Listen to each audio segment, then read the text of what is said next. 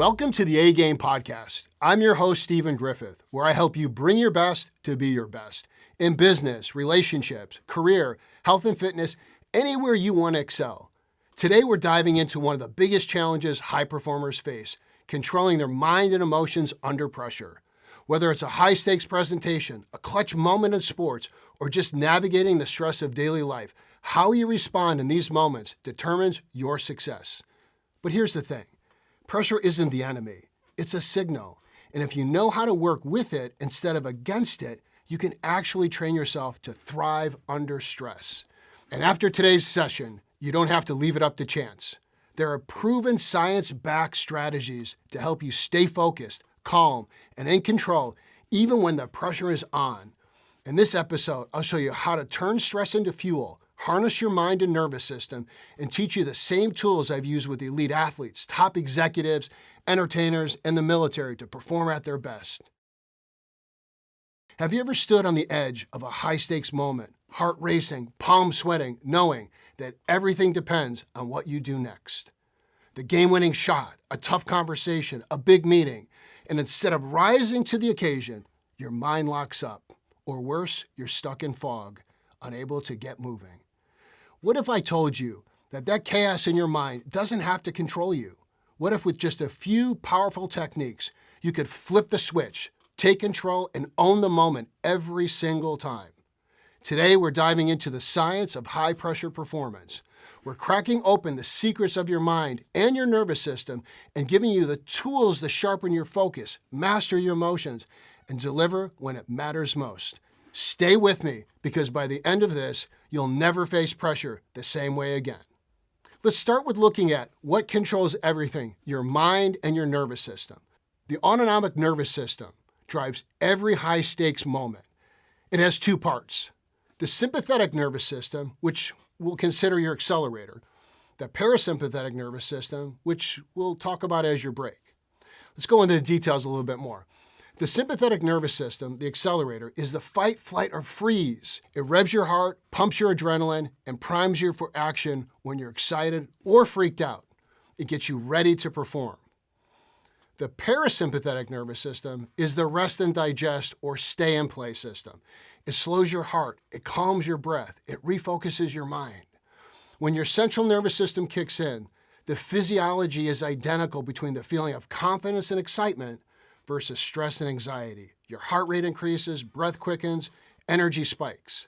Confidence says, I'm ready. Stress says, I'm overwhelmed. Same system, different story.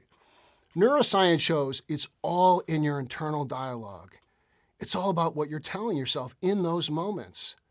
Confidence and excitement amplify performance, while stress and anxiety spiral us down. Master that dialogue, and you master your performance. To help navigate these two systems, the framework I developed is what I call your RPMs, which means regulate performance mindfully. This is a system I use with all my elite athletes, executives, CEOs, entertainers. It's even been used with the military. I want you to imagine a car and its RPM gauge on the dashboard. A car's RPM gauge displays the engine's speed and revolutions per minute, RPMs, showing how hard the engine is working, which helps the driver monitor engine performance. Now for us, RPM is letting us know the level of arousal of our nervous system, if we're too amped up or if we're too chilled. There are three levels, and I'll explain it, and this is really the foundation for all the tools I'm going to show you, because you got to know where you're at in those moments. So number one, under-aroused. You're too chill, you're too relaxed. And if you're looking at the gauge on the RPMs, I call that the yellow zone. Number two, this is where you want to be, the optimal A game, the flow state, right in that power zone, which we call the green zone. And then three, the overstimulated zone where you're overwhelmed. All the way over here, that's the red zone. Now, this is the framework I use with my clients so they can quickly quantify where they are and what tools to potentially use. And that's what I want you to start thinking about. I want you to think about those moments when it's high stakes. Where are your RPMs? Can you control them? What do you do when you've had an upset or something doesn't go right? Do you have the skills to reset? Do you know how to get yourself in that A-game zone? Wherever you're at, today we're going to take it to the next level because I'm going to give you multiple tools how to upregulate and downregulate your nervous system. Now let's jump into tools that will help you get and stay in your A-game zone. Now, before we jump into the specific tools, I want to discuss more of an overarching principle that the tools work best under. It's the concept of mindfulness. I discovered mindfulness about 15 or 16 years ago. I kid because when I learned about it, you'd go into the bookstore and there'd be 2 or 3 books on mindfulness. Now there's literally 200 or 300 books on mindfulness, which is awesome. But simply put, mindfulness is this. It's being where your feet are, present and aware, without judgment. Most people are prone to looking at the past or thinking about the future in a not so positive light, or using many of today's technology distraction to dissociate from being present now, mainly their phone. Research has shown dozens of benefits of mindfulness to combat this. We call the default state, this not present state.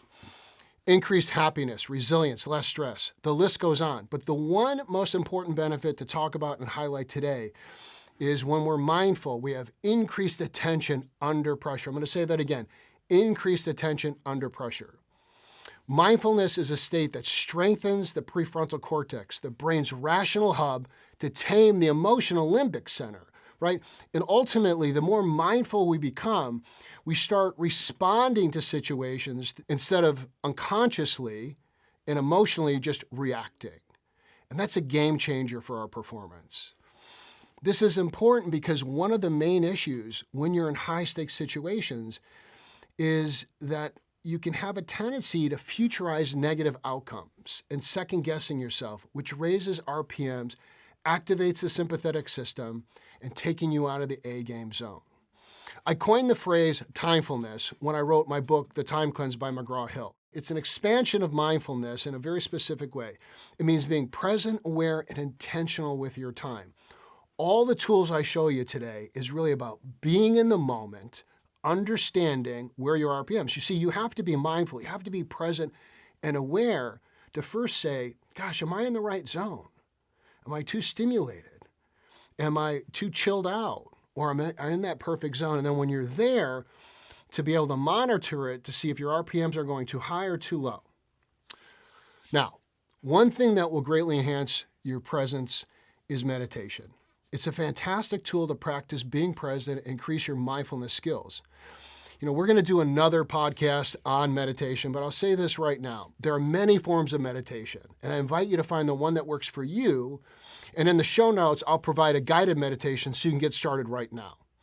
One of the early engagements I had when I started training in mindfulness and using it in my coaching many years ago is, I had the pleasure to go to Walter Reed Medical Center.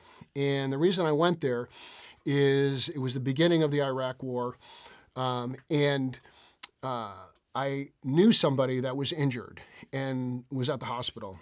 And he had got injured, stepped in an IED early on in the war, and his father, who was connected to the hospital, asked me if I would come and teach the mindfulness techniques to the Walter Reed medical staff for the wounded warriors.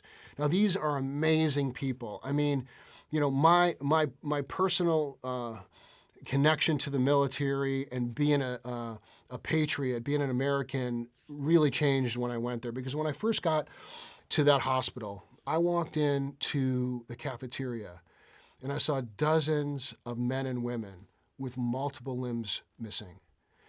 And I realized the sacrifice that so many people, our young people, men and women, that are out there to defend, the rights and the freedom of our world.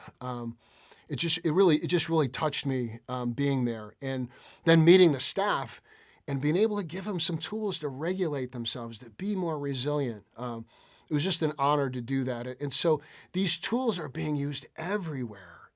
And it's so important that we can have tools to regulate. We're more kind, we're more patient, and we're just a better human being and being able to help more people. So with that being said, now let's jump into these science-based and pro-tested tools. First, to implement any of these tools, we need to start with awareness, as I spoke previously about. any situation we're in, we want to ask, where's my RPMs at? Am I under aroused? Am I overstimulated? Or am I in that perfect A-game zone? This will determine which of the following tools to use. We'll first cover the parasympathetic regulating tools, the ones you can use when your RPMs are too high. Then we'll move into the sympathetic tools when we are under aroused and your RPMs are too low. These I have used and continue to use with my NFL players, Olympic athlete, executives, CEOs, student athletes, and even coaches. This is the 3-step process to master your inner dialogue. As you learned earlier, the difference in being confident and ready and stressed and overwhelmed is your inner dialogue in the moment, what you are telling yourself. So here's a science-backed way to flip nerves into power in under a minute. Perfect for when you're overstimulated and that inner dialogue is taking you down. Number one, you're in a situation, you're getting ready for a presentation, you're in a big moment in a game, and you're noticing your RPMs up. So first, you want to label the emotion. You want to label what's going on. So it could be something like this is nerves. My body's gearing up. Naming it activates the brain to then calm the limbic system, giving your prefrontal cortex control. So that naming it's super important. The second step is to ground your body.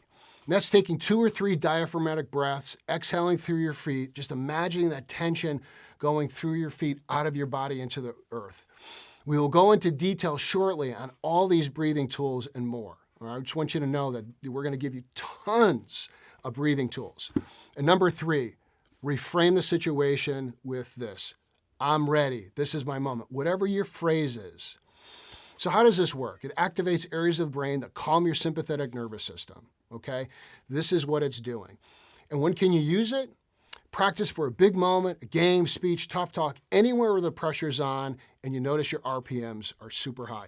I recently used this with one of my student athletes. It was very stressful for a test. And I said, hey, let's use the 3-step process. Name the emotions. And he really, mastered the naming. So the naming can bring down all the RPMs right away. And so, this is something that I used with that student athlete. And I use it with all my athletes and executives because it's just a go-to. As soon as we name it and do these other steps, it's super easy. All right. Next tool, one of my favorites, called a performance anchor. Okay, this technique was developed by John Grinder, one of the founders of neurolinguistic programming. This is a great tool to create a high-performance state so you can create massive results to start your day. Big situation. Once again, events, things where you have to perform, or you get out of your A-game zone and you need to recenter. So, step number 1, I want you to remember a time when you were doing something extremely well. You were super confident, you were powerful, you were successful. I want you to get a memory where you felt unstoppable. And I just want you to imagine that. Okay, now step 2. In your mind, you're gonna put a circle on the floor and just enough where you can step into it and mentally place that memory into that circle. Now, step 3. I want you to physically step into that circle, all right? And I want you to let that memory come up through your feet, through every cell, every nerve, every part of your body. Let that memory just flood your entire body. Feel the feelings through your entire body. See what you see, hear what you hear, feel what you feel. And while that memory is there, while you're looking through it, through your eyes, I want you to have all the sensations, everything through your entire body. And now, while it's at its peak, I want you to think of a color. I want you to think of a color and a symbol that symbolizes you in this unstoppable, confident state while it's flowing through your body. It could be a blue arrow. It could be an axe. It could be a star. But I want you to identify an anchor and have that run through your entire body. That's your performance anchor. And so after you go through these steps, that's what you're going to have to use in the future. You can utilize this performance anchor in any situation you feel pressured, all right? And how it works is the NLP conditioning of this links a trigger to a resourceful state, activating neural pathways for confidence via the associated memory. It's like the Pavlovian reflex. When to use it? When you're stressed or you want to prepare your body or mind to perform at your highest level. It could be at the beginning of your day, before you get on the court of the field, a meeting, a negotiation. This really primes your entire nervous system to have that confident state. You'll even notice your body language change, right? One of the athletes that I work with, a young man, he is a senior in high school, and this is a key tool that he uses, he's a baseball player, before he gets in the batter's box. This is an anchor that gets him into that powerful state. I've also used this many, many times with elite athletes. My NFL players, I teach this to, especially the guys that are getting ready for the combine, the guys that I work with for that. It's getting their state at the highest level to perform. Remember, if you're an NFL player and you're going into the combine, this is your biggest test you will have. It's like your biggest job interview you will have, because they rate you, and that rating determines where you go in the draft, and that determines your money. So those are places where you can use it. Next, grounding. Grounding is a powerful technique to prepare yourself for competition, letting go of negative thoughts and distractions, and refocusing when you're overexcited and distracted. This is one of the main questions I ask when an athlete wants to work with me, or an executive. I have test questions. If they're talking about performance issues or having challenges with performances, I ask them, so what tools do you have to let go of a negative situation or a memory? And 9 times out of 10, just like when I was an athlete, they don't have the tools. So this is a powerful tool to instantly let go of a negative thought or an emotion. So I'm going to go through the steps, and then I'm going to walk you through it. And so if you're listening to this, you can actually experience. So step 1 is realize you're out of your A game state. You just realize that. Step 2, if that thought is there, just welcome that thought into your mind, or whatever that emotion is. Step 3, take a deep diaphragmatic breath in, and then I want you to exhale all the way down through your body to the bottom of your feet, exhaling all the way through your feet, doing this 2 to 3 times, right? And feeling the breath go out of your feet. Okay? Now, let me take you through it. So if you're a place where you can stand up, I want you to stand up. I want you to think about that thought in your head. You can walk through this with me. And really focus on that negative thought or memory. Now, the negative thought or memory, you don't want it to be a 10 on a scale of 1 to 10. We want it to be something that's, 5 or 6. So focus on it right now. I want you to take a deep breath in. I want you to exhale all the way down to your feet. That's right. Exhale all the way through your feet. Another deep breath in. Exhale all the way down through your feet, feeling your feet on the ground. One more breath. Deep breath in. Breathing from your head all the way down to your feet, feeling your feet on the ground. Now, if your eyes were closed, open your eyes up. I want you to notice what happened to that memory, that thought. Is it still there? Most of the time, it just leaves. And if it hasn't left, I'm sure it's reduced in intensity, at least in half. That's how fast you can control your mind. You see, these tools work. Once again, talking about NFL players, this is one of the key tools that I use before their 40-yard dash, right? They get up on the line, they're ready, they got a lot of thoughts in taking the deep grounding breath, getting themselves ready, and then bam, they go. I recently had a homemaker, a mom, several kids, and one of the things is that, as a mom, you can get caught up, or as a dad, with a lot of chaos at home with kids, right? It's normal. And this grounding breath really helped her refocus multiple times during the day.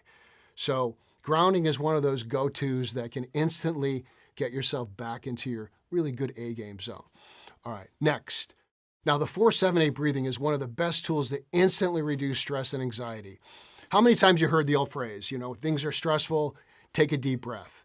When you're facing a tense situation or trying to clear your mind or relax, there's a reason. Consciously breathing causes a number of things to happen for us, from helping our minds relax momentarily to giving our bodies a break by introducing more oxygen into our bloodstream. Breathing, which is an integral part to just the ability to live, is overlooked by so many people because it's automatic. Yet if you think about it, each minute of our future is dependent on our next breath. So let's learn how to do this right. Now, I learned this probably 20 years ago from a gentleman named Dr. Andrew Weil. He's one of the leading wellness experts in the world, the founder and the director of the Arizona Center for Integrative Medicine. And he said basically this is the number one tool that he teaches to help people regulate their blood pressure, their circulation, anxiety disorders without drug intervention. Now, here are the steps. It's really, really simple. Once again, I'm going to tell you what the steps are, and then I'm going to walk you through it in a demo so you can feel it. So, you can sit or stand, upright, eyes open or closed, and just let your body relax. And I want you to take your tongue, and I want you to slide it back on the roof of your mouth, right at that ridge, at the top, back in the top of your, I'm going to redo that. Position the tip of your tongue at the ridge behind your upper teeth in the back, right before that soft palate. So you're going to put your tongue there. You're going to keep your tongue in this position through the entire exercise, even when you're exhaling. Okay. While your tongue is there, your mouth closed, inhale gently for 4 seconds through your nose. You're going to inhale for 4. Then you're going to count for 7, holding your breath. And then you're going to exhale through 8, making that kind of sound. And you're going to repeat this, 2 to 3 times. Now, I did the 4-7-8 breath on the way to the studio today. This is my go-to, right? So let's take you through it, all right? Go ahead, eyes open or closed. Inhale for 4 seconds. 1, 2, 3, 4. Hold for 7. 1, 2, 3, 4, 5, 6, 7. Exhale through your mouth. 2, 3, 4, 5, 6, 7, 8. It's that simple. This really downregulates your nervous system. So to begin, practice this a couple, 2-3 times a day. Once you have the technique under your belt, you'll be able to access it at any time. Use it before reacting when you're upset or triggered. You'll perform at a higher level by calming that nervous system, and it will help you respond rather than react. Also, just a note, this is an absolute great tool to help you sleep. And how it works, like all these other ones, activates the parasympathetic nervous system. When to use it, real simple, overexcited, overthinking, anywhere your RPMs are up. Now, I've used this personally many times for sleep. If I had caffeine too late, I'll do 4, 5, 6, 7 rounds of that 4, 7, 8. Really calming, really calming. I had a young executive recently at a new position, super anxious right before we would get in the office. And I just had him sit in his car for 2 or 3 minutes doing the 4-7-8 breathing. It just brought his nervous system down, was able to get through the day. And what we're doing is training ourselves and understanding we have power to adjust how our mind and our nervous system is working. Next, following up with another breathing technique, another favorite, box breathing. Box breathing is a powerful breathing technique that helps regulate the nervous system, reduce stress, enhance focus, used by athletes, military, high performers. It works by controlling the breath in a rhythmic pattern, calming the mind, and improving oxygen flow. Real simple. I'm going to take you through the steps. I'm going to explain them, and then we're going to do it together. All right. So it's a box. So as you're thinking about these breaths, thinking about a box, so you're going to inhale through your nose for 4 seconds. You're going to hold for 4 seconds.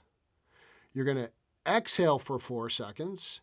You're going to hold for 4 seconds, and then you're going to repeat like a box. So let's do it. Get yourself in a comfortable position. Go ahead and inhale for 4 seconds. 1, 2, 3, 4. Hold. 1, 2, 3, 4. Exhale for 4 seconds. 1, 2, 3, 4.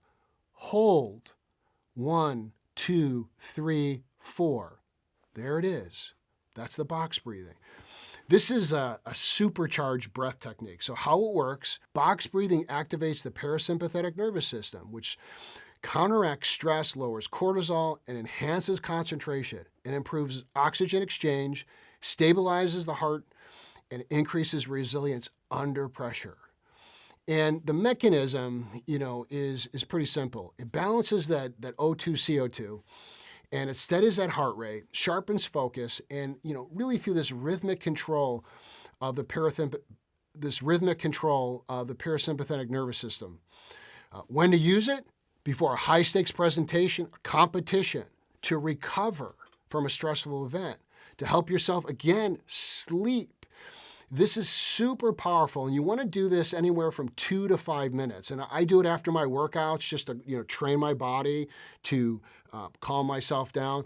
I have a COO of a large company that I work with. She's in a super high stress job. I have her do this every day. She pulls up to her house, spends 5 minutes to box breathe before she goes into her family. And this really changes, her whole emotional state so she can handle being at home. Now, I have a funny story. Recently, I went for a checkup, an MRI on my back. And I get there, I'm a big guy, 6'4", 6'5", 250 pounds. And, MRI machines, they have the large openings, and then they have the small openings, and then they have the really small openings. So I get there, and for some reason I must have thought this is going to be one of those large opening MRIs. So I walk in, and they also had to give me an IV for a contrast and just, basic follow-up for an athletic back from years of athletics. And I see how small the diameter, and the tech says, are you claustrophobic?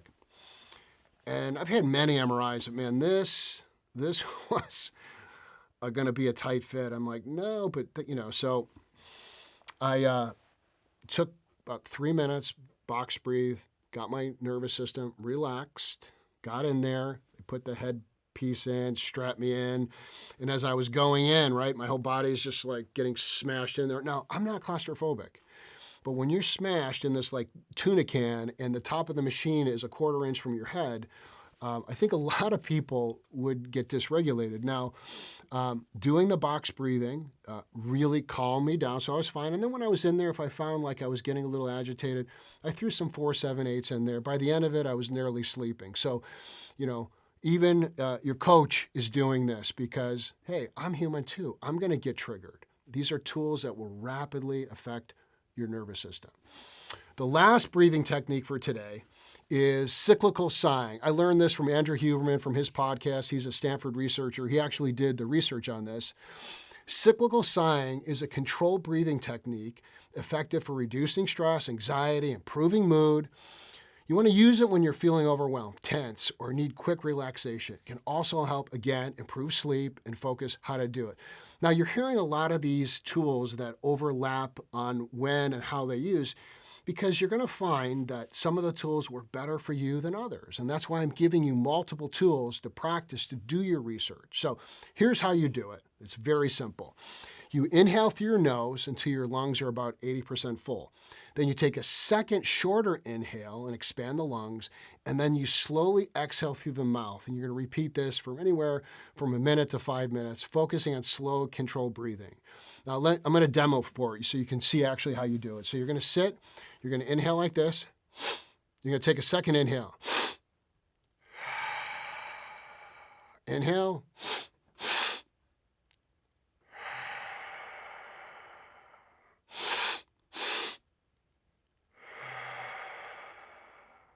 It's that simple. How does it work? Very, very simple. Increases oxygen, stimulates the parasympathetic nervous system. Well, again, right, this is what we're covering, which then promotes that relaxation. It also reduces heart rate, lowers cortisol, and all the other stress hormones. The deep inhale followed by a slow exhale enhances lung function and emotional regulation. Sighing was conducted by researchers at Stanford, as I said, including Dr. Andrew Huberman and his colleagues. And the reason they did this, they wanted to examine the effects of structured breathing techniques on mood and physiological arousal. Their findings showed that practicing cyclical sighing for just 5 minutes a day led to significant improvements in mood, reduced stress levels, compared to other breathing techniques and mindfulness meditation. Now, once again, everyone responds to different things in different ways. So you want to try it. So when do you do it? When your RPMs are rising, just like any of the other situations, when you need to quickly calm your nervous system. Next, visualization or rehearsal. People call it different things. Research suggests that short visualizations lasting 10 to 15 seconds, when repeated frequently, can be highly effective enhancing performance. Studies in sports psychology and neuroscience show that brief but vivid mental rehearsals activate the same neural pathways as the actual physical practice. So how do we do this, right? So we want to visualize in a way that's clear, detailed, and emotional engaging, using all the senses, seeing, hearing, feeling, all of it. And we want to repeat this multiple times a day, especially before high-stakes competitions, right? So optimally, we want to do 10 to 15 seconds, right? 3 to 5 reps per session, and 2 or 3 sessions each day. And you kind of have to see what works for you, right? And the closer you get to your performance, you can increase those reps. The key here is quality over quantity. Each visualization should be vivid, controlled, and emotionally engaging. How does it work? Well, there's an efficiency. The brain processes and retains concise, high-impact mental images better than long, drawn-out ones. So that's number one. Repetition strengthens the neural pathways. Frequent, short visualizations reinforce muscle memory and mental readiness. Prevents mental fatigue. Unlike long sessions, quick mental reps keep the mind engaged without overloading it. Now, when do you use it, right? If you're an athlete, you can do the visualization for a perfect shot or a perfect field goal, before practice or competition. If you're an executive, running through that presentation, that sales pitch. If you're a student, visualizing, calmly answering questions before an exam. Now, I've worked with many, many different NFL players. One of the NFL players that I'm working with now is one of the top kickers, and this visualization process is one of the key staples to his success, being able to get those reps in. Those reps build confidence. Next, this is one of my favorites and has been one of the most powerful tools for a reset while you're in a performance, while you're in a sales pitch, while you're in a conversation, while you're, on that athletic field or court. So the 3-step reset, what I call the 3 A's, is this performance tool to let go of negative thoughts or emotions in the moment. So how do you do it? It's very simple. Number 1 is awareness and acknowledge. So you miss a shot, you do something in a meeting or say something that's not what you wanted to do. The first thing you do is you say in your head, this is not how I wanted it to go. That's a full sentence. It stops it right there. Now, you can follow it with a grounding breath or a 4-7-8 breath to calm your nervous system. Then 2, adjustment. Any tactical adjustments for your craft or your mind, you need to adjust in the field, the court, the boardroom. Make those adjustments. And then 3, using what I call your personal positive anchor. This is your action step. Things like, I got this, I can do it, I'm confident. You want to layer it that way so that you're back into the game. Now, the reason these 3 steps are really powerful, number 1 is we stop the thinking about or the critical mind of whatever happened, right? This is not how I want it to go. That's a full sentence. 2, we're taking that breath. We're learning what tactical things we need to do, right? We're grounding ourselves, and then we're getting back in with that action. I can do this. I'm confident. I got this. It's very powerful in the moment, and it's fast. It's fast. All my athletes, all my executives use this technique. How does it work? Prefrontal cortex calms the limbic system and, gets you refocused. When to do it? When you need a reset, or things don't go your way, or you had a perceived failure, missed a shot, bad play, something went wrong in that presentation. This is how you want to use it and when you want to use it. As I said, all my athletes, I teach this, all my executives. It's very simple, and it trains your mind not to be hypercritical. We're going to talk about self-compassion as a step, but this is one of those things that shuts down that overcritical mind, because the overcritical mind activates the sympathetic nervous system, creates the stress hormones. Now let's shift gears. So when we find ourselves understimulated, when we've got to activate the sympathetic nervous system. So the first tool is, I'm going to give you a real fancy acronym here. It's KNA, Kinetic Neural Activation. Big fancy word. What does it mean? Move your body. Moving your body, activates that sympathetic nervous system, boosting focus, energy, and readiness. So how do you move your body? What can you do? What are the steps? Real simple. As a former boxer, I like to do a little shadow boxing. before the podcast. My producer doesn't know, or both my producers don't know, I'm in the bathroom doing a little shadow boxing, right? That gets my energy going. You can do high knees, jumping jacks, push-ups. You can clap. You want to get your body primed physically. So if you're finding yourself in that 1, 2, 3,000 RPMs, this is what we want to do. So how does this work? Okay, how does this actually work? The KNA syncs the cerebellum and the prefrontal cortex, enhancing mental clarity, reaction speed, motivation. It's perfect when you're sluggish or you're just not ready in that pregame prep or even a midday crash. So when you're in a fog, unmotivated, or your mind and body are slow to engage, this is when you can use it. This is what you can do. So I have an organization that I'm training and coaching many people from the top all the way down and working with their regional sales reps. And this is a tool that is very, very powerful when they're on the road. Even if it's a pre-day workout or walk, right? These are things we want to get our body moving. Getting our body moving is very simple, but a lot of people overlook this. Okay, next one. This is another fancy one, ANA. And this is auditory neural activation. Okay, what does that mean? Music. Listening to music, right? Music, depending on the beats per minute, can really elevate our energy. So how do you do it? So if you want energy, you want something that's fast, upbeat, pop, techno, 120 to 140 beats per minute is really, really powerful. Get that energy going, get it going. So if you're moving and playing music, now we've got a compounding effect. Now, just to add this in, if you want to calm yourself, you want 60 to 80 beats per minute. That Mozart music, which triggers, that relaxation, the auditory cortex, spiking dopamine for focus or activating relaxation depending on the beats per minute, right? When to use it, super simple. When you want to get high for your pre-performance, or if you're listening to the calmer music, post-stress recovery. This is very simple, and it can have a profound effect on just getting yourself right. Like, once again, today, I use some music. My producer caught me listening to some Metallica in the parking lot, with the windows rolled down. Because I woke up, I worked out this morning. I just didn't feel, my RPMs were a little low. So I used several things today to get myself ready. Okay, here's the next one, which is actually a breath technique that is for us to raise our energy. Right now, we're activating the sympathetic. The other techniques were to calm it. Now we want to raise it.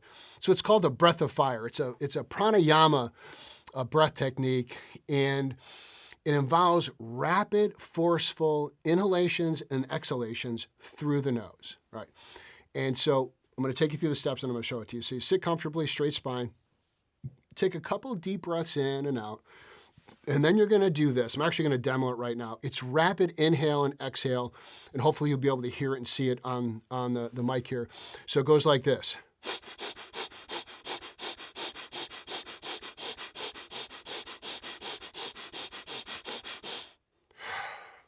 Fast in, fast out. Fast in, fast out. I felt even a little lightheaded right now.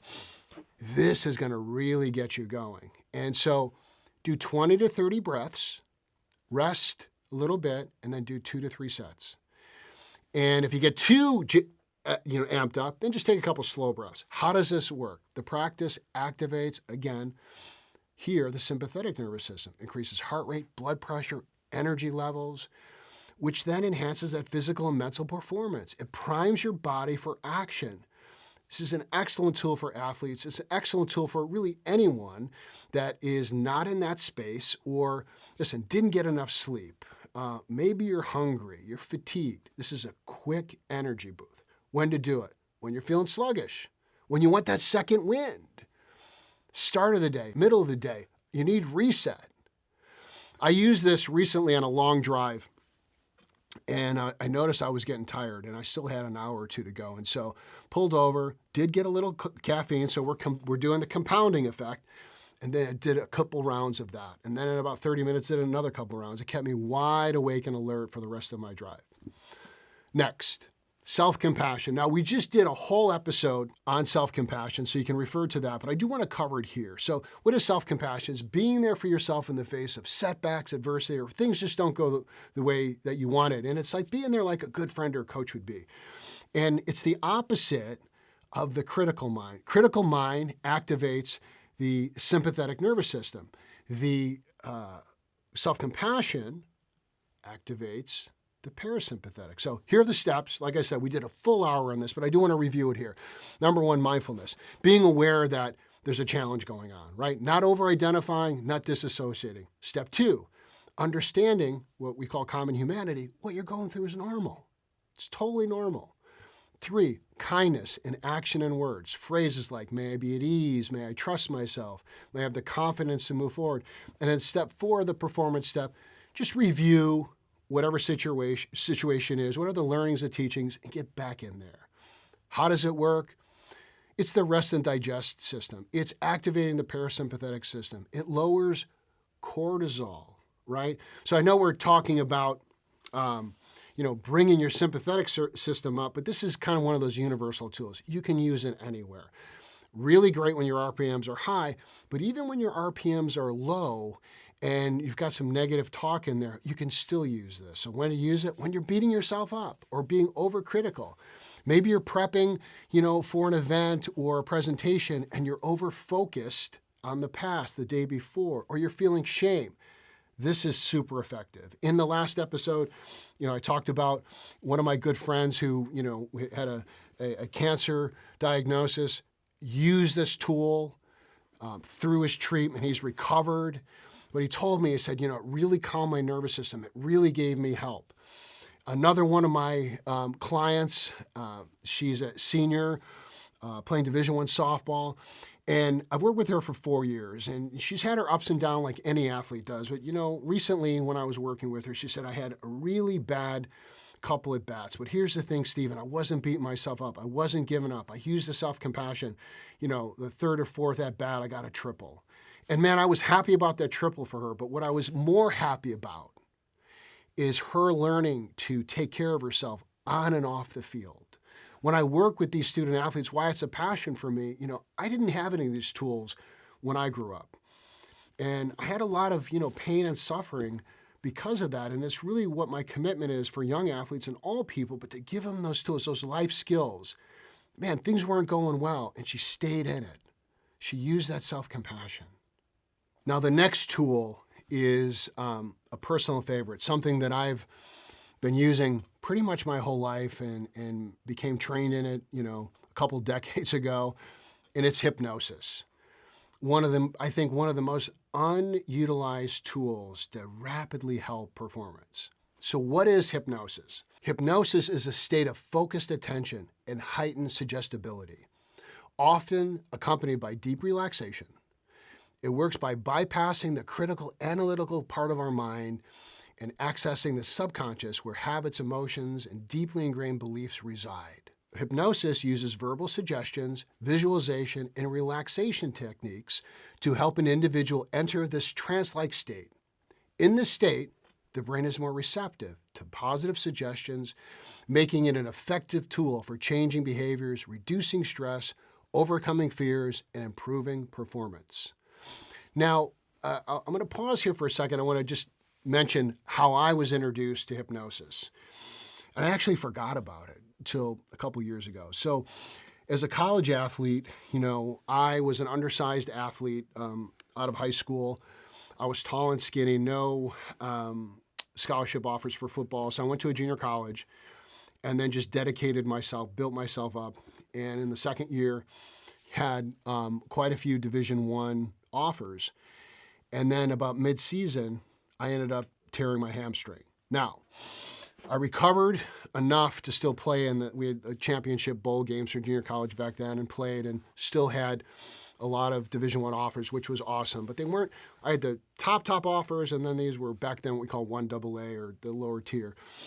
And as I recovered, I had this kind of hitch in my running. And what I mean by that is I would get into first gear, second gear, third gear, and I was healed, but mentally I was afraid to go all out. I was cleared by all the doctors and the trainers, and I just could not get past the fear of tearing my hamstring again. Now, for those of you that have had any major injuries, in particular, if you've torn a hamstring, it feels like a gunshot. It literally felt like a gunshot in my head, and people on the field actually heard it. It's that loud. And so, I tried everything. And then I found this book on hypnosis, read it. This is early on, I was 19 or 20. And then I researched, I went to the Yellow Pages. For you young people, that's a book, all right? It's a phone book. And you open it up and then you look for what you want. I know, it was like the internet in a book. That's really simply how to put it. Tells you how old I am. So I looked for hypnosis. I found it. I called them. I said, here's my situation. I don't know if they ever worked with athletes or not. I remember back then, it was like $100 or $200 a session. There was no sliding scale. I remember I worked at Rosati's Pizza, saved my money, and I went there and I said, here's my situation. And they had this little cassette player. Once again, this is a thing, it's plastic for your younger people. You put in this player and they made these recordings. I don't even remember if they were talking about anything about, running. I just remember how relaxed I felt. And they said, okay, I want you to play this every day and just notice what happens. And literally in a week or two, as I was running, I noticed, gosh, I'm not holding back. And pretty quickly, within 2 or 3 weeks, I was running back at full speed. That's what hooked me, right? That's what hooked me. And then when I became a professional coach, 25 years ago or more, I got some formal training in it and started using it. So my performance hypnosis program, which is called Performance Hypnosis, combines really meticulously crafted language patterns that I deliver with scientifically designed music to help an individual enter their trance state. In that state, the brain is, as I said, more receptive to positive suggestions, making it an effective tool for changing behaviors, reducing stress, overcoming fears, and improving performance. I also use these synchronized brain waves and music that activates what we call neuroplasticity. It opens up the mind to make more positive connection. This synergy creates an optimal state for relaxation, focused attention, accelerated learning, and enhanced physical and mental recovery.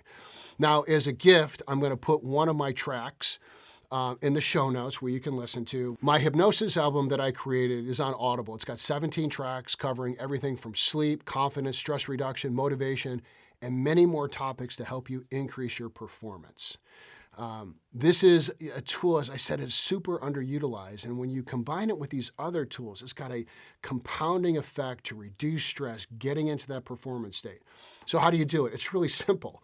You put your headset on, you close your eyes, and you let it do you. There's nothing to do. Best to be in a cool, darker room, quiet, eyes closed, and just listening to it. But you can really do it anywhere. And, neurologically, hypnosis is linked to these shifts in the brainwave activities. And I know I've said it before, but it's really important to understand. Resembling, deep meditation, it can help rewire those patterns, making it easier to break bad habits and build confidence or manage pain. I recently had an athlete come to me. Her name is Franchon Cruz Discern. Unbelievable athlete, boxer. She's the current World Boxing Council, WC super middleweight world champion. And she came to me after she had lost a fight. She had the championship belt, she had lost, and it was a short window for me to help her. So I did my regular coaching with her using a lot of the tools that you're learning now. And then I looked at, okay, what happened in her last fight? What were the things that were holding her back mentally? And I created this custom track, which I do with many of my executives and athletes. So it was a very custom track. And I made multiple custom tracks on how she wanted to feel, how she wanted to respond under stress, how she physically wanted to move, how she wanted to recover in the corner. And we meticulously crafted this. And I had her playing it 2, 3, 4 times a day, going to sleep to it, just 10 to 15 minutes. So the fight comes on. She was in the undercard of one of the Jake Paul fights about 1.5 years ago. And I'm watching it. I'm at home. And I see, that she's a 10-1 underdog, which I did not know. Didn't matter to me anyhow. I'm like, wow, she's a big underdog. And really no one was giving her a chance. And so I started watching the fight, and round after round, she won. And after it was a 10-round fight, after about 7 rounds, I'm like, she's going to win this thing. And the announcers are, besides themselves because she was not expected to win. But I saw her doing everything that was in that hypnosis track, everything she trained physically for. And so after the fight, I had my recap, and she said, here's the thing, Stephen, everything in that hypnosis track happened. Now, why did it happen? A, she wanted it to happen. She trained. She did all the physical things, but she was super committed. And this just helped reinforce her subconscious mind to perform. And it was just so beautiful to see. She literally said, everything that was in that hypnosis track, all the tracks, happened. She did it. So Hypnosis is available. Like I said, I'm going to put a track or two for free in the show notes. Try it out. It's rapid recovery and programming. All right, one last tool. This is the bonus tool. Stay with me here. Big bonus. All right. So one of the things in our daily life is that we get on that roller coaster, right? We're up, we're down, and we're just going from bell to bell, beginning to the end. And many times we're not stopping to saying, okay, what do I need? We're just grinding it out, right? At a certain point, our body, our mind, our spirit is getting ground down. The stress hormones are coming out. So this tool is about checking the gauges. It's called the head-heart-body technique. And it's, as I said, it's essential in today's fast-paced world. We don't stop to really go, am I making the right decision? Am I directing my time and energy the right way? So this is a fast mindfulness technique I adapted and added to from a mindfulness practitioner. I learned it from Pamela Weiss, the mindfulness educator. So here are the steps, right? I'm going to tell you the steps, and then I'm going to walk through it. It's really easy. It's basically stopping any time during the day to just check in with your mind, your body, and your heart, right? So here's what you do. You start with step 1, super simple. You take a deep breath with your eyes open or closed, then exhale, just letting your body settle in, right? And then you're going to bring your attention to your head, and you're going to notice your thoughts. What are you picturing? What are you remembering? What are you reviewing? And what I want you to do is just observe without any judgment. You don't need to change anything. You don't need to fix anything. You're simply noticing, what are my mental patterns right now? That's number 1. Number 2, you're going to take another deep breath in, all right? Exhale. Now you're going to bring your attention to your chest, right at your heart. I like to put my hand on my heart. You take a deep breath in and just notice your mood and your feelings. Now, once again, you're not judging, you're not changing, you're not shifting. You're just noticing. What are my emotions? What are my feelings right now? Then you're going to take another deep breath in. This time you're going to bring your attention right to your diaphragm, right? You're going to bring right to your belly. And as you breathe, you're going to scan your body. You're going to notice how it feels physically without any judgment. Is there tension? Is there relaxation? Without fixing or trying to change anything. You're just noticing, just noticing. Then you're going to take another breath in, and you're going to mentally connect your head, your heart, and your body. And you're going to see what you need right now. It's like checking the gauges on your car. Like we had the RPM gauge, now we're checking head, heart, body, head, heart, body. And as we check in, just notice. Then you're going to take another deep breath, and you're going to open your eyes, and you're going to notice any message you get consciously, or sometimes it's subconscious. Do I need some water? Do I need to go have that conversation? Do I need to eat? Do I need to rest? Do I need to shut the day down? Checking the gauges keeps us, in that A-game state or recovering. Why does it work? It allows awareness. A quick check-in on our physical, emotional, mental gauges allows us to make real-time adjustments so we don't get into a day where we're just reacting and then we look back, oh my God, I can't believe I did that. When to use it? Anytime during the day. If you're feeling down or your energy's changed, right, that's a good time. Before high-stakes situations, what do I need right now? You can use it really any place during the day, but I recommend that, you check in once or twice a day. This takes a minute. Super, super easy to do. I have a client, basically the CEO, CFO of his company, and he's a guy that gets hundreds of texts and emails a day. And this is one of those things that absolutely resets him, right? The RPMs are going up, RPMs are going up, RPMs are going up. Oh, I'm at 9,000 RPMs. Head, heart, body. Oh, let me do some breath. Let me go take a break, right? This is one of the best tools to evaluate where you're at. It's so important in this day today, in our times today, because we're so connected to our phone. We're so connected to this not being where we're at, not being present. This brings us back to being present, right? The more present you are, the higher you perform. It's my number one quote. It's what everything's based on. So let's get you more present. All right, now you've got multiple sympathetic and parasympathetic tools to adjust your RPMs. Now let me give you some concepts on how to integrate this and how to really utilize them. Number one, research. I'm giving you tools that have been used, they're science-based, they're pro-tested at every level, junior athletes, professional athletes, beginning entrepreneurs, high-level CEOs. They've been proven to work everywhere. Some of them are going to work better than others for you, right? You got to practice them. It's like sports or anything. You can't expect to use the tool when you need it most without training it into your nervous system. So pick some of these tools. Pick one tool a day and just practice it. Practice the 4-7-8 breathing once or twice a day when you don't need it. Why?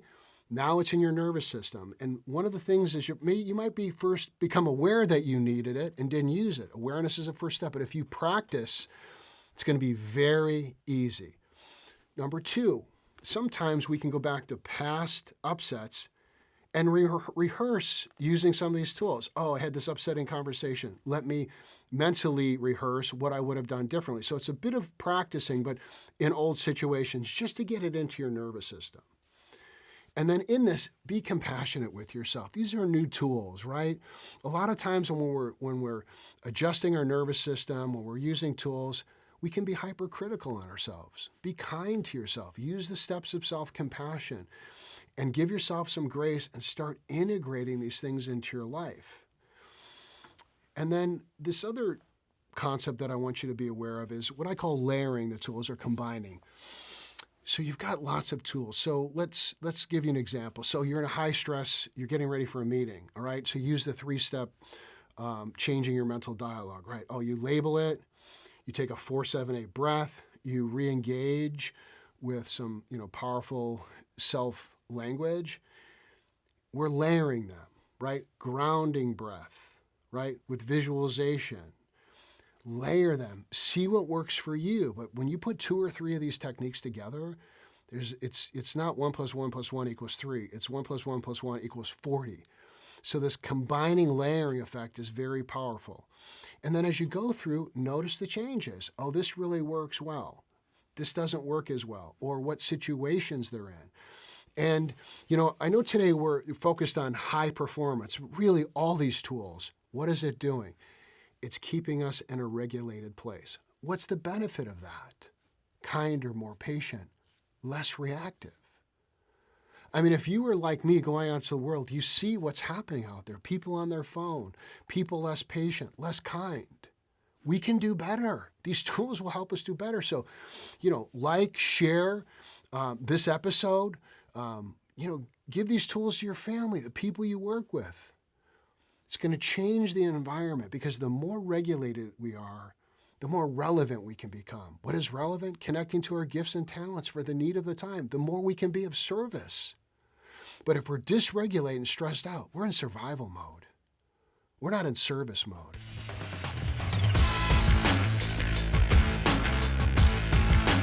All right, now it's time for a Q&A game with our illustrious producer, Mike Smith. I am here and present. Stephen, let's start with a relatively simple question.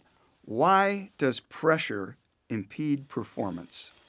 Yeah, so as we talked about in the episode, as we internally elevate how we have to perform, so like Pressure means like there's a situation where I've got to perform.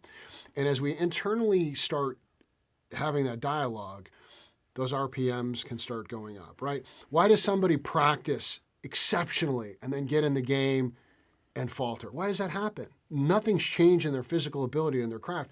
What's changed is what they're telling themselves, right? And so the whole key is to be able to regulate that nervous system and to focus in being in the moment, right? Executing our craft, whatever that boardroom, baseball field, doesn't matter, is being in the moment, not futurizing, oh, how am I doing, what's going to happen, or looking in the past, did I prepare enough? So it's really being present and regulating those internal thoughts and those RPMs. Tell me what the RPMs are again. It's regulating your performance mindfully. It's a gauge on how your nervous system is reacting. So under aroused, couple thousand RPMs. The A game zone, that would be like the 4 to 6, like an engine would perform at its highest level. And then 7, 8, 9, 10 is over aroused. And we just need to know, because if we know where our RPMs are, then you can use several tools to then regulate to stay in that green A game zone. So what's the best way to implement the tools that you bring to bear on this? And how can I master my mind when I'm under pressure? Yeah, so lots of tools we shared today. It starts with practicing the tools in situations that are not high stress, seeing which ones you feel work for you, that regulate your mental thoughts, regulate your nervous system, finding out which ones work for you and start practicing. The worst thing you can do is listen to this podcast and go, yeah, those are great.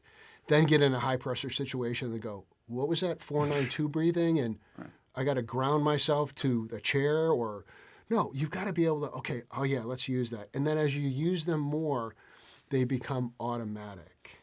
And who can benefit from these tools that enable this kind of performance under pressure? Well, if you're standing upright and you have an opposed thumb, you Really? can use this. Anyone. I start these tools with youngsters as young as 7 and 8 years old, right? Student athletes, executives, Olympic athletes, entertainers, business owners, anyone that values their performance, homemakers, moms, dads who are taking care of everyone can use this, because at the end of the day, the more regulated we are, the more creative we are, the more cognitive function, the more energy we have, more kindness, more patience, and we stop reacting and we start responding. So many of the tools you talk about involve breathing. I had no idea personally how important breathing was to mitigating stress and really elevating performance. Can you take us through just really briefly why that is? Why is breathing so important? Yeah, so it's one of the most underlooked and most powerful techniques, right? Because breathing has a direct relationship to activating the parasympathetic nervous system, the brake, right? It goes past our thinking. So when we use some cognitive tools with breathing, right? So like the 3-step reset or the 3 A's we talked about, and then we bring the breath in. So we have a cognitive realization, oh, this is just my nerves, naming it, right? That naming it to tame it. And then we add some breath. We're hitting it from both sides. We're adjusting our thinking, and then we're regulating. Sometimes our thoughts are so wild, we just got to ignore our thoughts and go right to regulating through breath. There's too much chaos, and I'll have my clients go, hey, forget about your mind right now. Just breathe. Now we've calmed down. Okay, now I can tame it. So we want to practice, we want to research, we want to find out what works best for us. Mm-hmm. One of the tools you talk about when it comes to breathing is the 4-7-8 technique, 4-7-8 breathing. I've used that myself. It works sometimes, and then sometimes I find it doesn't. Why would that be? It's a user error, Mike. It's my I figured it was my fault completely. So here's the thing, like in life, right? Some days you wake up, you're energized. Our bodies, our minds, we're in different states all the time. Sometimes I can do a 4-7-8 breath. Before I'm done, I'm already back down. Sometimes I got to do 10 of them, right? So we don't want to get discouraged. Now, if we're doing a 4-7-8 and for some reason that day doesn't work and we really need it to work, let's move to box breathing. Let's move to cyclical sighing. Gosh, I'm so stressed out. I actually got to go work out. So we want to look at different ways to adjust, but That's why we have multiple tools. Right. Tell me about hypnosis. To some people, I think that might sound kind of airy-fairy or weird, or am I going to lose my mind, or how does it work, and why is it important? I mean, most people, when you think about hypnosis, right, they're thinking about like a stage show and people, like acting like a chicken. And swinging a watch in front of their eyes. Yeah. So it's really simple. Like our mind just needs to relax and go into a trance. So have you ever been on, Instagram or the internet and like 30 minutes goes by? Sure. Your mind was in a slight trance, right? TV shows, then the commercial comes in. You're in a slight trance. You don't have the resistance. So hypnosis is just changing the brain state to let the critical mind take a break, right? And so we can talk directly to the subconscious mind. The music and my voice brings our stress hormones down, and then we put gentle suggestions in there. Alone, it works fantastic. In combination with coaching and other tools, it literally is a game changer. And with hypnosis, it's one of the primary tools that I'll use when I'm getting ready to help athletes perform. My NFL players, I'll do hypnosis a day or two before their game. I spoke in the episode about Franchon winning a world championship. I mean, she actually gave me a testimonial on the website. It's saying everything that you said happened. She fully embraced it, right? She did the work. She's the pro. I'm just helping her mind focus to accomplish that. I was about to go into a meeting, and I know I need to be on my A game. I know I need to be focused, and it's got to happen now. How do I get there? The fastest thing you can do is like a grounding breath, right? You're in your head. The signal is, am I in my head too much? Breath to feet, breath to feet. Now, there's still all the prep work, right? I can give a client all these tools, but if they haven't practiced and haven't prepared, I'm still going to get them in a better state, but they're still going to be off, right? Because doing all that prep work, working on your craft, being ready, and then regulating. Am I in my head? So that grounding breath and the 4-7-8 is really some of the fastest tools to get you in your zone and keep you in your zone if you go out. So we talked about, this in general, but these are also great resets, right? It's the start of something. I got to be ready. And then also in an event, in a situation, in a game, in a boardroom, we have highs and lows. And if our RPMs are raising, you can do that 4-7-8 sitting at a table. No one's even going to know you're going to do it. That's true. You can do it relatively privately. I was talking to a partner actually the other day, and he admitted to me that sometimes he's very confident in certain situations, and sometimes he gets anxious and doesn't perform well. It may be exactly the same kind of situation. One time to the next, there's a variation. He wants to be, I think we all want to be more consistent. How can we be more consistent in those situations? Well, if we're having inconsistency, then we're not having a consistent prep stage, right? Okay. When I do this podcast, there's certain breath I do my little shadow boxing. I've already rehearsed. I have a little bit of caffeine. That's my routine. Mm-hmm. So my performance isn't going to go far off there. Now, once in a blue moon, I mean, one of Michael Jordan's most famous basketball games is when he had the flu. Yeah. Now, we can. Did he perform at his best? No, but he still performed at a super high level, even under those circumstances. So when we have a routine and we have structure, our variances are going to be very little in our performance. So we want to have a routine, and we want to test these things out before we need them.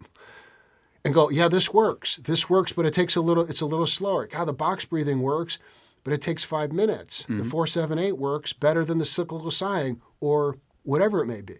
So practice has a lot to do with how well you perform. I guess that's not a revelation to anybody in sports because practice is essential to performance. I think it's sometimes difficult for a business person, for example, or a parent to kind of transfer that knowledge of rehearsing, practicing, preparation to their daily lives. What do you say to those people? So I just got off a session before the podcast with a CEO of a company. The whole session was rehearsing and practicing a high-stakes conversation. Oh, the whole hour. Very high-stakes conversation she needed to have. We used the tools of breath, relaxation. We structured the conversation. We practiced out loud what she's going to say. If she goes off track, how she's going to get back in language, but also if she's off track or she's feeling the pressure, what are the tools? So we use the 4-7-8 breathing. This is all rehearsed, not just the content of what we're doing, the mindset and regulation of the nervous system that goes along with it. That's how you become a consistent high performer. We can all have highs and lows. No one wants to go into, an event or a presentation or a game and going, gosh, which version is it going to be today? Right. We want an A-game version. And what I tell, especially when I'm working with parents and their kids, because they're entrusting their young athletes with me, I tell them simply, no matter what situation your son or daughter is going to be in, they are going to have multiple tools to handle it. Multiple tools. And that's my commitment. That's my mission. And it's not just for kids, for everyone, but especially for kids. What's, you're talking about young athletes, and they always want to be at their A game. They want to be performing at a high level. You talk about meditation. What is the place of meditation in performance? Yeah, meditation, and there's many styles. I now started in the mindfulness or Vipassana style for many years. That's where my training was, here and abroad. I'm sorry, what is it called? Vipassana style meditation, from that arena. And then I now do a Vedic meditation through my guru, Tom Knowles, which is a mantra-based meditation. I'm just saying there's different types. That's what I'm using now. And the whole key, we'll talk about the mindful meditation, is to train your brain to be here now. And then as you get distracted, so if you sit following your breath, there's going to be a thought. There's going to be a feeling. That's a thought. That's a feeling. Come back to my breath.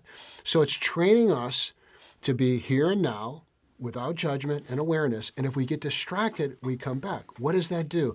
We know under fMRIs that within 3 days, there's new wiring in our brain of 3 days of meditation. We know that. So I have all my clients do some form of meditation because it's training a state of being present to eventually become a trait, a way of being. So the more we meditate, the more we practice, the more it becomes just part of our life. Yeah. Getting over the hump of letting it be okay for me that meditation didn't happen like immediately. In other words, I had to practice it in order to get to a place where I thought it was being beneficial. But I think a lot of people get stuck at that, I can't do it. Mike, that's a great point because I say to people, hey, can you close your eyes? They're like, yeah. I go, can you focus on this thing called your belly button? They're like, yeah. I go, can you notice your breath coming in and out? They're like, yeah. I go, you can meditate. Well, yeah, I can't keep my mind focused. Meditation is not about focusing your mind. It's about being present to the experience. That's why people think they can or can't meditate or are good at it. It has nothing to do with focus. It says, I'm going to be here now. Whatever happens, happens, and I'm going to come back to my breath in this form of meditation. So everyone can meditate, but there's this idea, it's like this, I'm going to be like some Zen master. And my mind is, I've been meditating for 15 years. There's times when I sit down for my 20-minute meditation, not often, it still happens. I'm like, I was focusing on an event I got to, write a script for or something. Right. I'm like, or a presentation. Doesn't happen often. It still happens. Yeah. Was that meditation not beneficial? It was super beneficial. So these are some of the misconceptions around it. Yeah, it's a lot of it is I'm not going to be able to slow down my racing mind. I'm not going to be able to. Now, I think there's this idea that I've got to have a blank mind. Right. Now, some people, not always that's kind of scary to sit with their own mind if you haven't done it. I'm just saying that it's easy to get over, but if you've never sat down with yourself, it can be a little intimidating. But as you do it, you start to get to know yourself better. Let's say you talked about young athletes. Let's say I'm a young athlete, and I'm in a series, and the big game is coming up. Right. I've got to go 3 for 4 or whatever at the plate, or I've got to make I've got to lock down the shortstop position or whatever it might be. what do you say to a young athlete when the pressure is on? Right. So I'm going to go back to your question. So if an athlete's saying, I've got to do I got to go for 3 for 4, I got to hit a home run, we're already off the reservation. We're already in the wrong place. Wrong place. What we want to do is get back to being in the moment and let our craft be revealed. When, I work with athletes, talked about one of the NFL kickers that I've worked with extensively. Every kick's the same. That's the motto. Every kick's the same. Not one's more important, not one's less important. As soon as we start going into, now we're not robots, so we know this is going to win the game, going to tie the game. Right. But we want to operate it. It's like, I'm at practice, it's 15 or 65.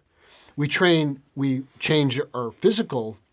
There's different physical things to do in that. Mm-hmm. Mine's the same. As soon as we start changing what the outcome could be, we start potentially changing our RPMs. So we want to be in the moment, allow our body and our craft to do what it's supposed to do, and the outcome will be the outcome. As soon as we start focusing, watch my finger, to the outcome, we're not here. Remember mindfulness, be where your feet are. Present, aware, without judgment. Oh, if I'm like, I better, or are they watching? What do they think of me? Not here anymore. RPM start going up. That's kind of the difference between, you can look at athletes who are cool under pressure and then those who get a little, get the yips or the jitters or whatever. Is that the difference, that they are not focused on outcome, but rather on... Yeah, there's many things, but that, I guarantee you, is one of the major things. They're letting the outside pressure determine the internal environment. I'm going to say that again. Letting the outside pressure determine the internal environment. Once again, we're not robots. We don't have to be a robot. Right. We just need to be able to adjust RPMs 1,000 or 2 each way and know what it takes to be in our A game. You've seen many clients in your coaching career. Is there a common theme when it comes to pressure, how you address them, what they bring to you? What is it that you see when a client comes to you and says, God, I got this pressure situation I've got to deal with? Well, the common thing is they're putting more value on it than is in reality. There's a distortion, right? If I don't do X, my life's over, my business is over. I'm not saying certain things don't have bigger value, but it's rarely what we're telling ourselves in our head. I'll be embarrassed. I'll be a fraud. All of that normal stuff. It's never as big as you think it is, right? Mm-hmm. You ask the average person who was in the Super Bowl last year, you go out there, most people don't even know. Right. Don't even know. Mm-hmm. Or who won the Academy Award last year? I don't know. It just happened. I don't remember. I don't know. Right? So we have a tendency to overinflate that which we are concerned about or that we're facing in a moment. Yes. What are the areas, you work with many different kinds of clients, parents and athletes and CEOs and so forth. What are they trying to improve upon? Is it this pressure thing, how to deal with pressure? Are they trying to advance themselves? What is it? It's the common thing. Number one, why I wrote the book, The Time Cleanse. I need more time. I don't have enough time. So one of the things is, that we didn't really, there's so many things around performance, is time pressure, right? So when we put more pressure on ourselves, time gets accelerated. Everything gets amped up, right? Yeah. So we want to know that time's on our side, that we can control time. And so that's another component, is to realize time's here for us. So they want more time, right? They want less pressure and stress, right? And they want the normal things: best relationship, job, finances, health, and fitness. Mm-hmm. All comes down to how we use our time. And when we realize time is for us, comes from us, have these tools, we are in charge of time, not time in charge of us. You hear the things, if my schedule allows, if time allows, and I've done many episodes on this. We're time. We're in charge of time. As soon as we let that go, we're in trouble. Right. Yeah. What's the number one reason in your mind that people fail to perform at their best? Is it stress? Is it future orientation as opposed to being in the present? What is this? What is the reason people fail? Well, multiple things. Lots of people don't know how to prepare the correct way. No fault to them. They just haven't been trained that way. So they may have trained on their craft, but they haven't trained on regulating their mind and their nervous system, right? So that's one. Putting over mentally putting more pressure on, as I said previously, distorting the outcome. Like if this doesn't happen, my life's over, my career's over. It's never over, right? So there's a distortion of what the outcome could mean, right? And then not a daily practice of being present. So if you're distracted all day long in everything you do, and now you have to be focused, it's going to be very hard to do that. So high stakes moments get trained by daily activities. And practice, I'm sure. Yes. You mentioned the importance of rehearsal. Well, here it is. Rehearsal and practicing with these tools so that you have them ready before you then have to activate them in the moment. 100%.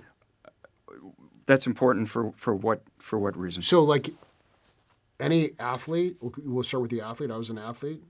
You practice all week long, then you go play. You got to practice it. You don't just go in the game, they go, play number 7, and you're like, what? What's 7? No, you've been so we're just not used to practicing. So I made a big mistake early in my career. For the first couple of years, I would teach a lot of people tools, and I wasn't rehearsing with them. I wasn't putting the focus.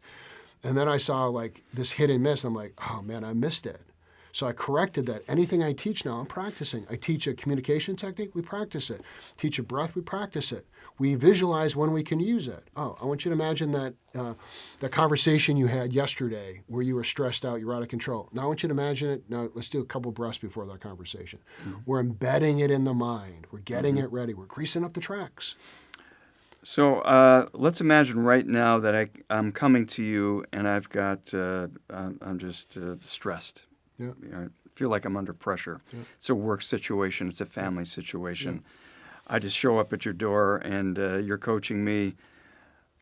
What do I do right now? Well, what do I do? The first thing I would do is I actually do a little breath work with you because I'm going to take you through to let's calm your nervous system so you can actually talk. Okay. Right? Then I'm going to ask you, what do you want to stop, start, or change? Like what right now could you stop, start, or change? I'm going to give you some things right now that could make a difference. But I'm going to help you regulate your nervous system. I'm going to ask you, what is something you could stop, start, or change? This is just one technique. Sure. And then we're just going to work into why there's the pressure. What's the belief underneath the pressure? And these are the short, quick things that we can do to start getting people grounded and present. Remember, pressure, when people come stressed out, they're not present. They're focusing on the fear of something happening or not happening now or in the future. Mm-hmm. All right, last question I have. What are the tools you most often use to heighten your performance, to reduce stress, etc.? Box breathing, 4-7-8 breathing, self-compassion, huge tool for me, one of the top ones, meditation. Those are like a bunch of the core. Everything that in this podcast today, I use. Some I use more or less, but really self-compassion, meditation, the visualization, the breath work, and the focused intention of what I want an outcome to be. Like, here's my intention, right? Now I just get back to being present for it to happen. Right. Tell me about your performance hypnosis program. What is that all about? Yeah, the performance hypnosis program, and you help get it produced. Is I've had these recordings for multiple years, professionally done, and using them just privately. And then, I was using them so much. I'm like, let's get an album together. So I put together this performance album, Performance Hypnosis, and it's really for anyone that wants to get better, lose weight, become more confident, greater leadership. And it's got very specific scientifically designed music for brainwave synchronicity, and then my voice with very specific scripts, right? Most of them are 10 minutes so people can use them. And also, one of the most popular ones is for sleep. But this is something you can get on Audible. I think it's $10 or something, but probably the best value, for performance change. And we're giving, I think, a few tracks in the show notes for today's episode. Now let's wrap it up. Your autonomic nervous system is your performance engine. Your mind is the driver. You now have multiple tools that shift stress to strength, lethargy to readiness, nerves to nails at any time to be at your A game. Now, you've got lots of tools. Pick a few, test them, try them out, and find out what works for you. And remember, like, follow, and subscribe Until next time, stay present, stay powerful, and always bring your A game.